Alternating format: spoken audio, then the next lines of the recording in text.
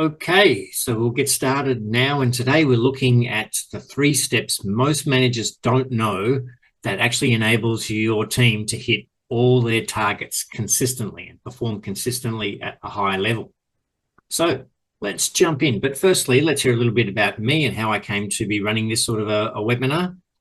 Firstly, I love my sport. I'm a Collingwood member, and a couple of years ago, I was very happy to be with my son and my partner at the grand final win for Collingwood.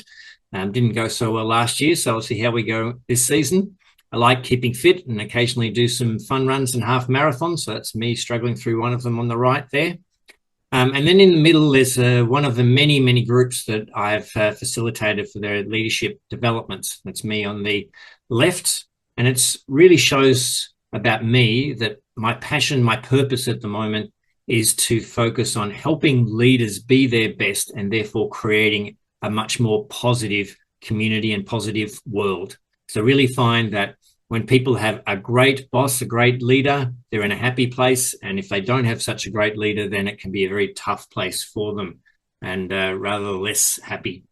So a little bit more about my background. First became a manager in my late 20s after performing well in the role that I was in. I got thrown straight in the deep end, didn't have any training, and just worked through it, making lots of mistakes, working hard, improving by trial and error. I thought I was doing pretty good, but I wasn't actually doing anywhere near as well as I thought I was.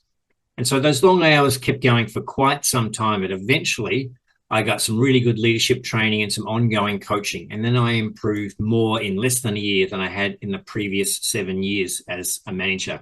There was a huge difference for me, and maybe some of you have been going through some of this as well. Then I became a full-time leadership coach about 15 years ago, and I've run leadership training for well over 2,500 people. I've coached over 600 managers, and I've helped them make some changes, really helped them to work less hours and have a more balanced life, and yet be able to get promoted, earn more, hit more targets, and have a motivated team who are working towards those targets, and overall increase their job satisfaction. So what's some of the things that I've been able to do so far in my career? And I'm here today to help you with more of this. So who is this focused on? Who is this really for today that can get the most out of it?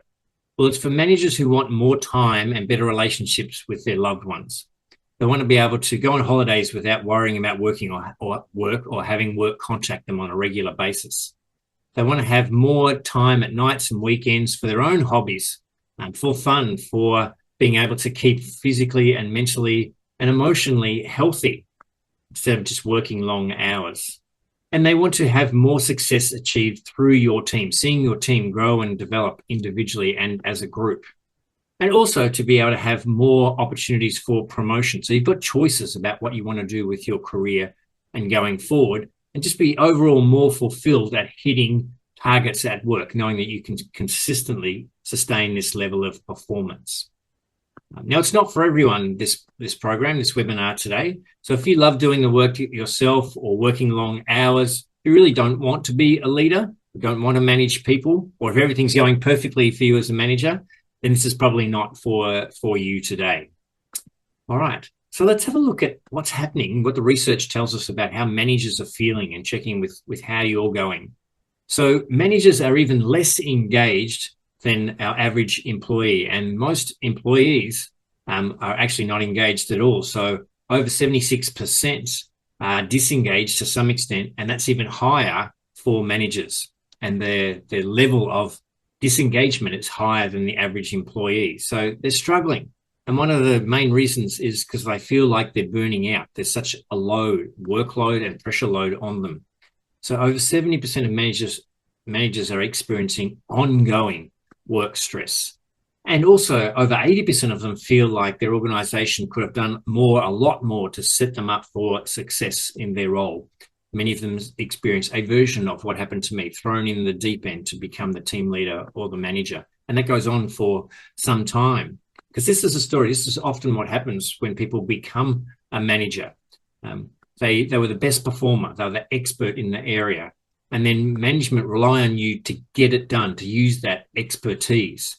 But for most people, no one took the time to actually stop and sit down with you and discuss in depth that there's a transition to management, that management and leadership require a whole new set of skills. It's not just about being able to get the work done.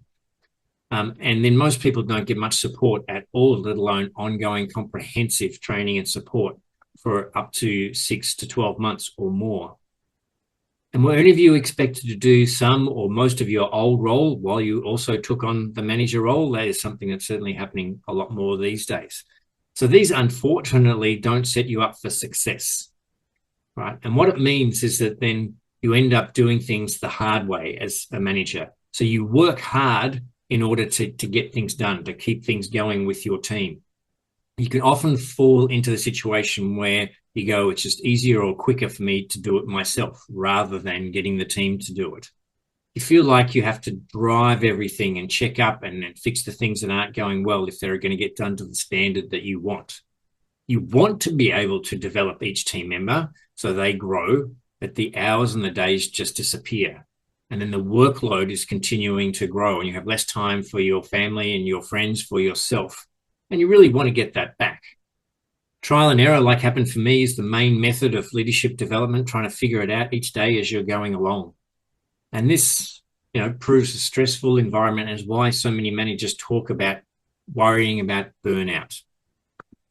So the research also tells us from heaps of research done by various different organizations and through 360-degree feedback, that the most common feedback managers get is to stop taking on too much and spreading yourself too thin and be able to delegate more, to start doing more coaching and developing of team members so that the people in your team grow, be able to hold people accountable and also effectively manage conflict, and get out of the detail and be more strategic so you can add more value to the organization.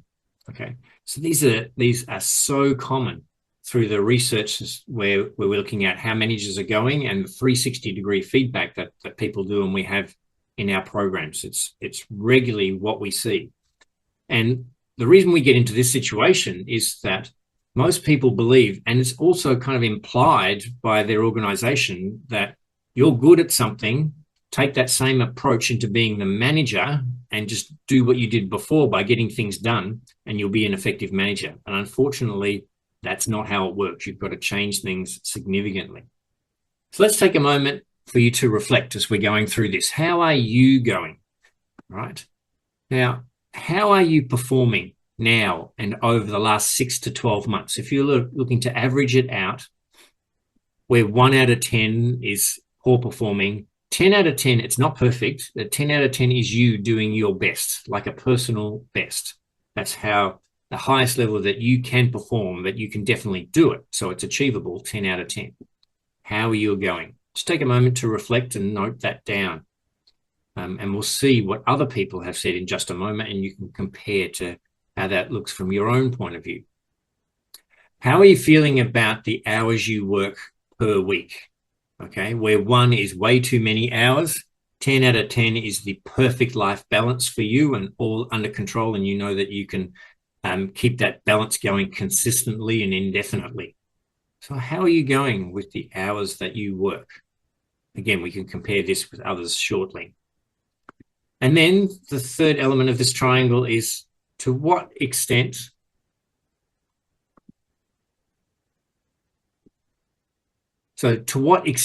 do I have all the tools and resources necessary to be at my very best? Okay, so that's knowing what you need and having them all at your fingertips and being able to use them really well. So there's an opportunity to reflect in these 3 hours, these 3 areas. How are you performing now and over the last 12 months, rating yourself out of 10? How are you feeling about your balance and the hours that you're working per week? 10 out of 10 is perfectly balanced. And having all the tools and resources to be at your best. Okay. So let's look at what's been happening for other people. All right. And if you want to jump in and share, happy for that as well. So the research what I've been doing this consistently has found that most managers rate themselves 3 to 6 out of 10 about being at their best. Right? Remember, where 10 out of 10 is not perfect, but 10 out of 10 is you at your best. Okay. So that's rather a low score, and we'll see what that looks like in just a moment. But one of the other key things is almost all of these managers, and even the ones that are at 7 and 8 out of 10, they want to improve and get to be more consistently 8, 9, or even 10 out of 10, but they're not really sure how to get there. So we're going to have a look at how to get there shortly as well. So let's have a look at what this means in terms of how people are feeling. So when they're down rating themselves around 3, 4, 5, the confidence is consistently low, right? There's a high workload, feeling like that you need to do all of the work. You need to do the work that's hard, that's complex. You need to fix things. You need to put out fires. You don't get any time to be strategic, and you don't really get time to develop others. And you're feeling like this could lead to burnout, or it might be better for you just to leave this organization or this role, okay, which is not ideal. It's not what we want into being able to develop and grow managers. Now, as it gets up towards 6 out of 10, what people tell me is that they feel like their confidence is on the roller coaster. Sometimes things are going pretty well. They feel somewhat confident, but other times their confidence drops back down again, really quite low, and they feel stuck, or they feel uncertain about how they should progress. These people usually have had some opportunity to do some leadership training. Okay, they learn some stuff. They like what they learn. They go back to work. It's busy, and they don't implement what they learn from the courses, and they fall back into their old habits or existing habits pretty quickly. They try and figure out how to spend some strategic time or how to develop some of the team members, but it's very limited time. It's not effective, and it's not consistent. So they're still feeling pretty stressed and overwhelmed.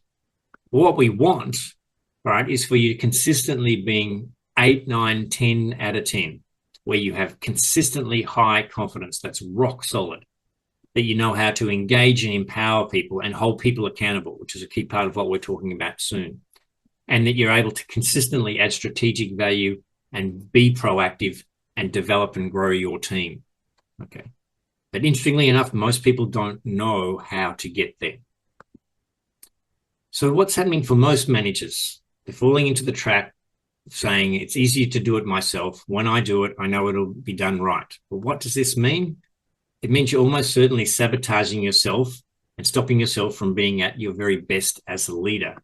And this is one of the things that people do and managers do, which seem like the right thing to do, but it's not. So if you're fixing your team's problems, if you're stopping them from failure, by stepping in and taking over the situation, it can feel like the right thing to do because you want your team to perform, but it's actually not, right? If you're giving your team members answers to all of their questions, and this is one of the specific mistakes that I made, give them quick answers, quick, keep it all moving along. It feels like it's the right thing to do, keep things going. It actually does not lead to having a high-performing team or high-performing leaders. And are you telling your people exactly specifically what they need to do to complete all of their tasks? If you are, again, it seems like it's probably the right thing to do, but we need you to stop, because these things, although they seem logical, they actually lead to more work and overwhelm and burnout for managers. Okay, so we need to stop doing these things. Well, what do we need to do instead? Okay.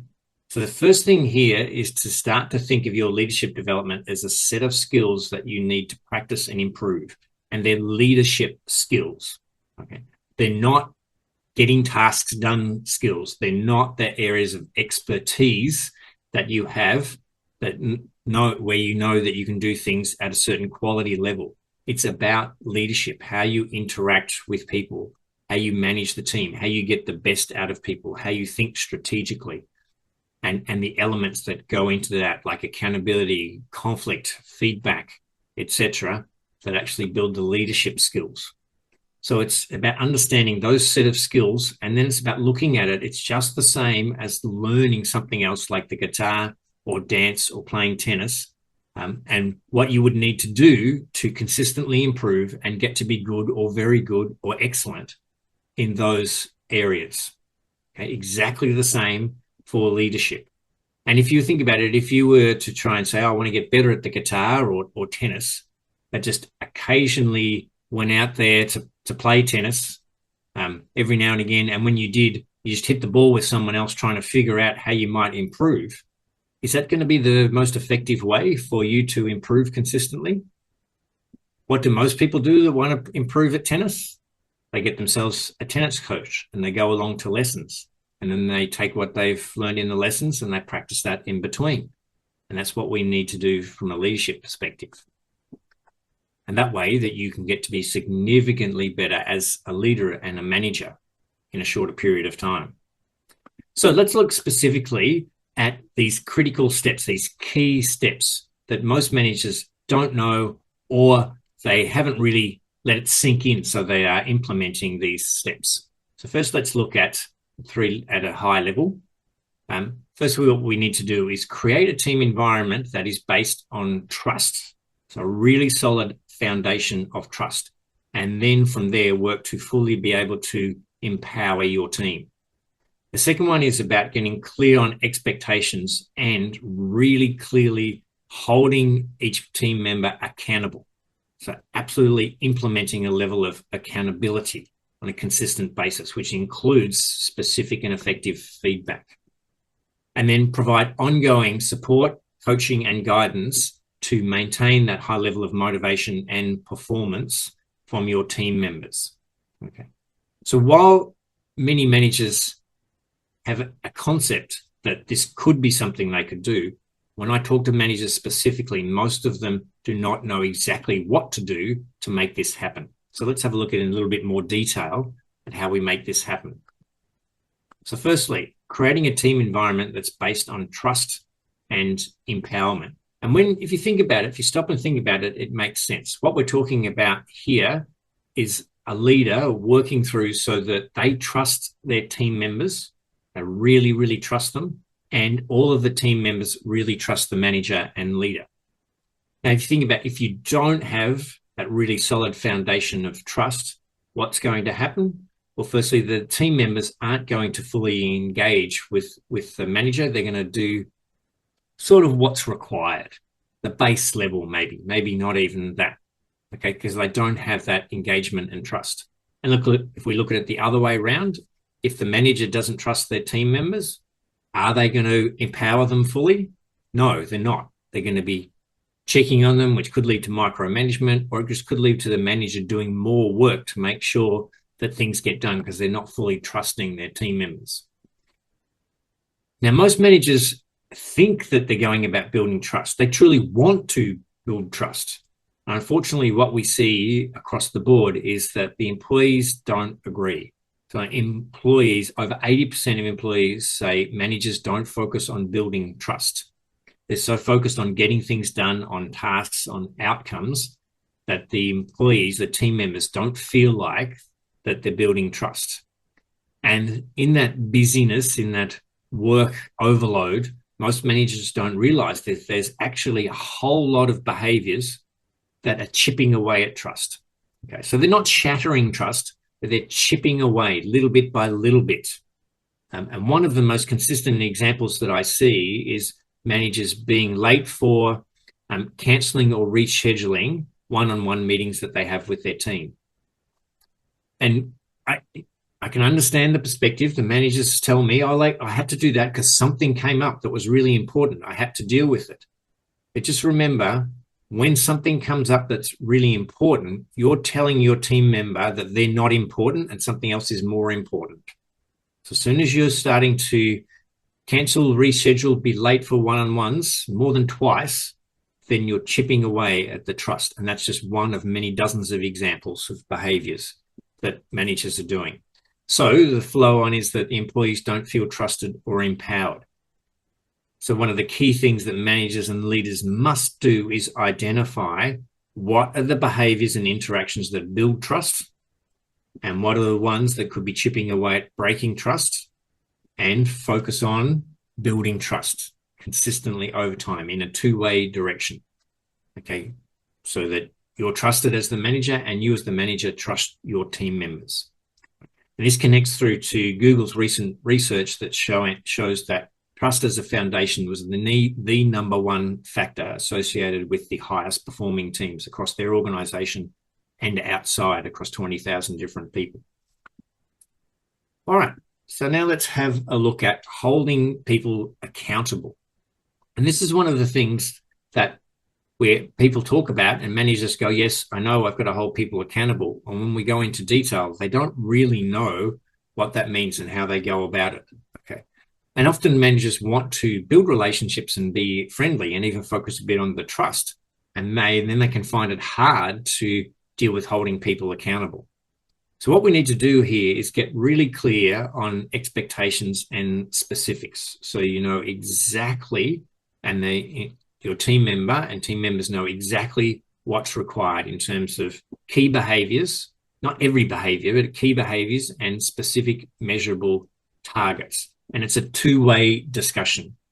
And this is one of the key things. It's got to be a two-way discussion so that your team member has having significant input on what these expectations are and the targets are. If they're just feeling like they've been told and directed and demanded that they must do this, you're not going to get the buy-in for people to then be accountable. So then you want to agree on having check-ins along the way, right? And you set this up as a two-way conversation. What kind of check-ins, what kind of support, what kind of milestones are we going to have for this next lot of work, for this next period of time, and making sure they're agreed upon and understood. And this way you'll make sure that it's open as to how you're going to be working together, and it's not going to feel like either they've been left to their own devices or that they're being micromanaged. Okay. And then you want to be giving consistent, specific daily feedback. And the 5-to-1 ratio there is about giving 5 times as much positive feedback as to constructive feedback. Well, we need to be giving both. Okay. Now, when managers stop and measure how often they give actual feedback, they find that they struggle to do it once a week. Okay. And part of it is because they've never been really told or helped with what is effective feedback. So, for example, good job, well done, thanks for doing that, appreciate you working hard, appreciate all what you did on that project. Too general, it's not specific enough, it's not effective feedback. That can be regarded as more of an acknowledgement, okay, and it's somewhat positive, it's somewhat a broad level of reinforcement, but it's not specific feedback. And when you do more positive feedback than constructive, it really opens people up to feel like they're able to accept that constructive feedback because you really have looked at and noticed all the things that you're doing in a very clear and specific way. Okay, so you need to have a way to give effective feedback consistently. At the check-ins, it's about being open and honest. One of the things that happens for most people is that they're too friendly as a manager, letting people get away without really facing if they're not hitting milestones or if they're not actually communicating what needs to be done as part of the process that they agreed upon in the first couple of steps. Okay. Now, one of the key things here that can really come out well and work well in holding people accountable is ask them to reflect on how they're going and ask curious and clarifying questions to get them talking about how it's going for them. That's how you can start to get them to see where they're at and what it means to be accountable. Okay. And then you can also, we'll just go back to that point for a moment, and then you can also give your perspective and talk through the understandings from both perspectives and create a way forward. And what you're looking for here is if things aren't being met in terms of milestones or some of the expectations, you want ideas, suggestions, and recommendations from the team member as to how they might go about improving that, and then how you could help them to help and be support and guiding them to make those improvements, which leads us into the third step, which is about providing ongoing coaching and guidance every week, essentially, consistently, to maintain that level of motivation and which then connects through that people will hold themselves accountable because they feel more motivated. So what you need to do there is make time for them and really listen. Okay. And so what this is about is understanding them, how they're feeling, where they're at, what are their strengths, are they doing the things that they really enjoy, what are the other elements that they might be interested in doing, rather than it always feeling to the team members like it's about where are you at with the tasks, what are you up to, what problems do you have, all right, get out there and keep going with the tasks. So really take time and really listen. And take some interest and understand them as a person, understand their personality, their working style, communicate to them to the way that they want the communication. Now, different styles have different approaches with that. Some people will share a lot and want you to listen and share it yourself. Other people are more private. It's about understanding all of those things and putting them in place. Okay. And most managers know this concept. They just don't have the time and headspace to implement it very well. Now, key part here is knowing how to coach and guide them without telling them what to do. That's one of the things that we mentioned earlier. If you tell people what to do, if you give them answers to all of their questions, if you tell them step by step what to do, they come to rely on you to have all the answers, to tell them what to do, and they're going to stop thinking for themselves. They're going to stop growing. And if we connect back to point number 2, they're going to stop taking accountability, because essentially you're filling the gaps. So it's about knowing how do you go about having those conversations where you're helping them grow without telling them what to do, right? And helping them to see that they are growing and improving, okay? Because sometimes with the busy environment, right, and what's happening, our team members don't notice where they've actually improved in things and they're growing in certain areas, and really helping them see that they're contributing to something that's worthwhile. They're not just doing tasks for the sake of doing tasks or because someone up in senior management says we've got to do it, but we're not really sure why. Connects through to the sense of the purpose and objectives within the team and the organization. So we feel a sense of value and pride in what we're doing. Okay. And when you do that, you're going to keep people motivated. When people are motivated, they're more likely to be accountable and proactive. So this is the way to enable your team members to feel excited and enthusiastic, and they'll see opportunities for themselves to grow. They'll see that they're valued and they're doing worthwhile work. They will want to take responsibility and accountability, which helps you to hold them accountable and to consistently achieve the targets that you're looking for. And that's the way that you can go about making a huge difference to your team and your team members and hitting those targets consistently, which is what you want. And it also gives you an opportunity for a greater level of succession planning, which then opens up lots of possibilities for your own career in a way that you know is going to be sustainable, even though if you wanted to go up the ladder and take on more responsibility. So some things to consider moving forward, right, before we stop and have some questions if anyone would like to ask any. So the point usually comes to here where people have learned a few of these things, and the same thing happens when they do some courses, and it becomes about, yeah, okay, I've got some ideas there, I'll try and do it myself. And what usually happens? Well, you don't. You get busy with work and you don't put these things in place. And then if you don't change, what happens? Well, what the people are telling us in the research and in my interactions is they're worried it could lead to burnout, that they feel stuck in terms of growth and promotion, and they feel like they maybe might not progress anywhere in the next few years because they're not sure how to get on top of things. Is that what you want? Well, there's an opportunity to get help where you could fast track your leadership development and putting these things in place, and then be able to have more times with your loved ones, achieve more success through your team in the way that we've spoken about with the key steps here, and then feel more satisfied at work and have more options for promotion as well in your career. Okay. So make a decision in some way. If it's not for you, this sort of thing, fair enough. Don't worry about it. Or commit in some way, shape, or form to doing this moving forward. And here's an example from a couple of people. Firstly, Alex and his experience working with me. I won't read this out. I'll give you just a little bit of chance to read through it, and then we'll move on to having a look at Jude, really intelligent man, but also someone who really felt that the fine tuning of his leadership made a big difference through the coaching and program. And then just a couple of many hundreds. So have a think about how much you might improve yourself with your leadership and management and work-life balance by doing a program and having 6 months of leadership coaching.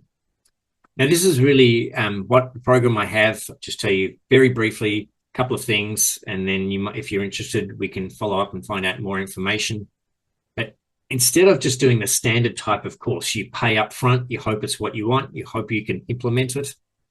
You get a 30-day test drive with this program, so it's totally risk-free. You get to test everything out to see if it's what you want. Okay. And that way it's risk-free for you. Thanks, Sam. No worries. Let me know if there's any interest in finding out more information. Appreciate it. It's a done with you implementation program. So it's not a training program where you get the content and then after the end of the training, it's kind of best of luck, off you go with the workbook. This is a program we will work with you every week, every day if you want to, with the chat and email support that we have. And as little as 2 hours a week, you can be at your best in as much as 90 days. So if you want more information about how all of this works for the cost, it's not much more than a day or two's training program, and you get all of this ongoing implementation support, just shoot me an email and we can organize time to have a chat, or I can send you some more information to help you make a decision moving forward. All right. So any questions? Just wait for a moment to see if there's any questions coming through or on chat.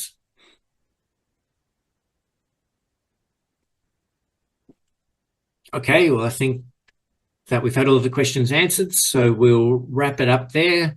And I look forward to seeing you on another one of our Leadership Masterclass webinars in the future. Thanks and have a great day.